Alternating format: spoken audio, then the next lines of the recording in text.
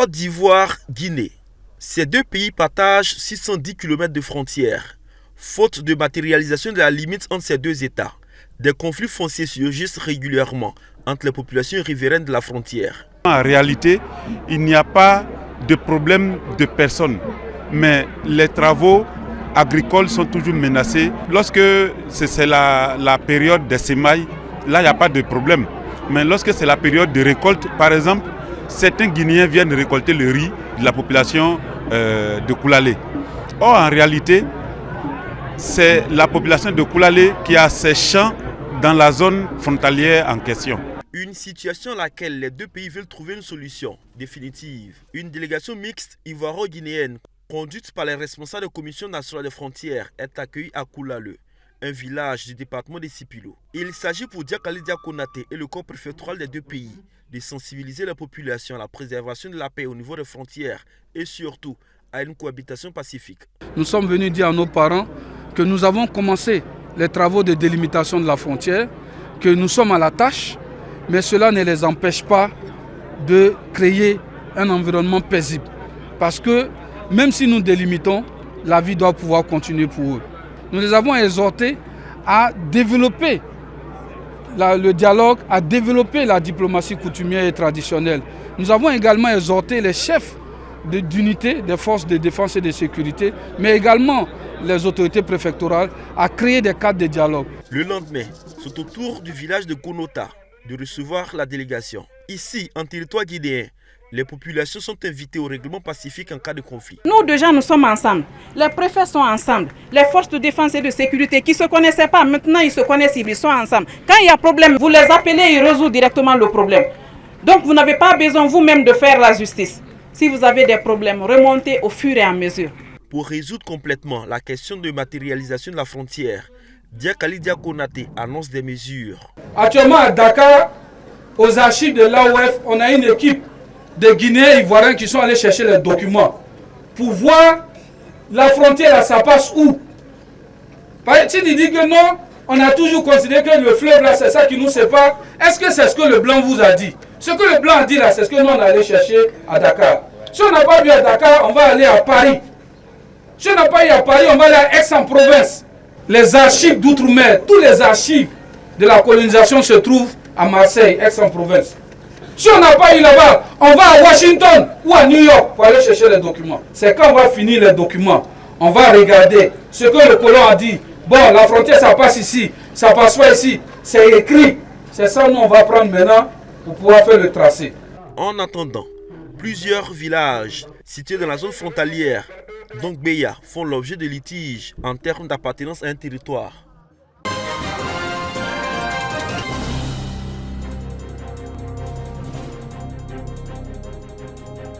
Village de Samo, à moins de 5 km de Bonoa, le long de la route qui mène à Boisseau, des commerçantes appellent piétons et automobilistes pour proposer leurs produits. L'ananas est de loin le plus attractif. C'est l'une des richesses de cette partie de la région du Sud Komoué qui s'achète bien. Tout visiteur passant où les ananas sont exposés ne peut s'empêcher de s'en procurer.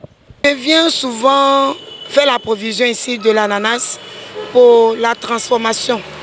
Voilà, je fais le jus naturel. Si seulement on pouvait avoir les moyens pour faire partir les ananas à Korogo, Waké, Yamsokoro, puisque les gens veulent, mais le transport coûte cher, on n'a pas les moyens pour faire partir. L'ananas est surtout produit pour l'exportation.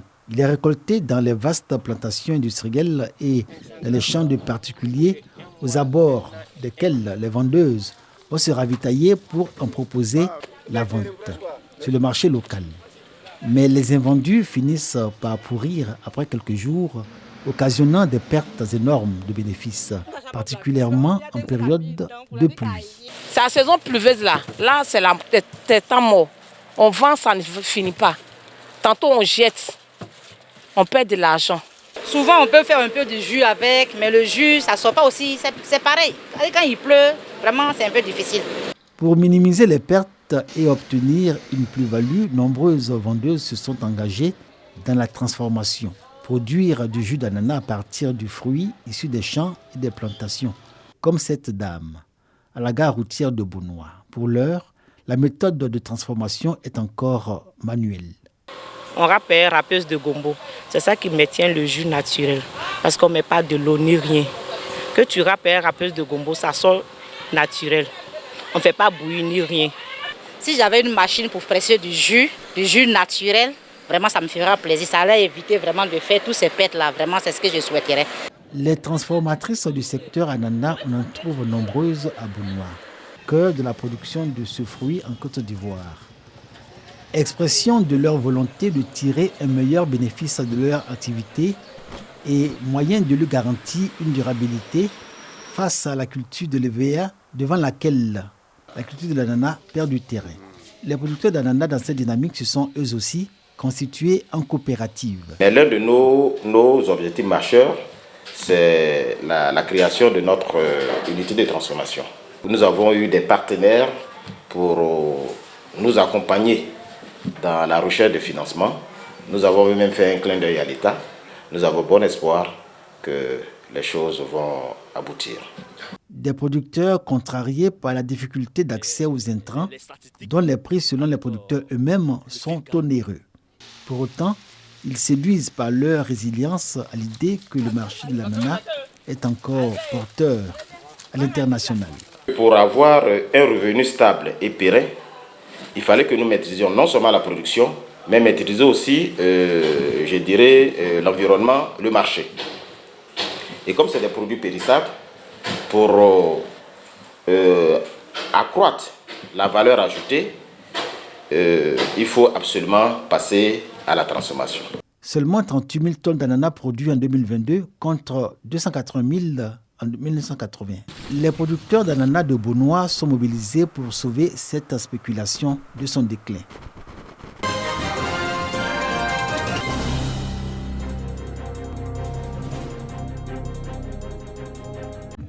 « 37 cartons de papier rame, 58 paquets de marqueurs, 5 ballons de basket, 5 autres de volleyball et autant pour le football. Un climatiseur, un ordinateur et une imprimante. C'est le don des anciens élèves du CEG Doumé, promotion 85-89, au lycée moderne de la ville. Les bénéficiaires sont reconnaissants. Aujourd'hui, vous êtes devenus des cadres grâce à votre travail, à votre discipline, à votre détermination. Sachez-le, votre passage laissera des traces indélébiles de motivation dans la mémoire collective de vos enfants que nous sommes.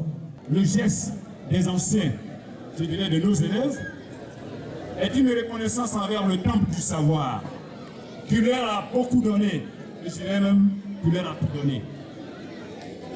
Aujourd'hui, ça justifie qu'ils reviennent à la maison, ou bien pour faire un clin d'œil à la maison. Merci, et une fois encore merci, 1000 fois merci. Au nom de ses pairs de la promotion, Alfred Nongon, actuel vice-gouverneur du district autonome du Lodjibois, indique les motivations de ce don. C'est cet établissement qui nous a appris les premières valeurs. On était enfants comme les enfants qui sont là aujourd'hui et nous avons appris beaucoup de choses.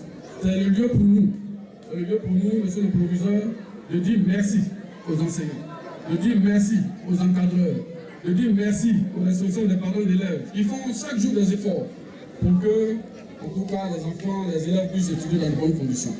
La promotion 85-89 compte en son sein plusieurs cadres, dont l'actuel directeur financier de l'ADERI.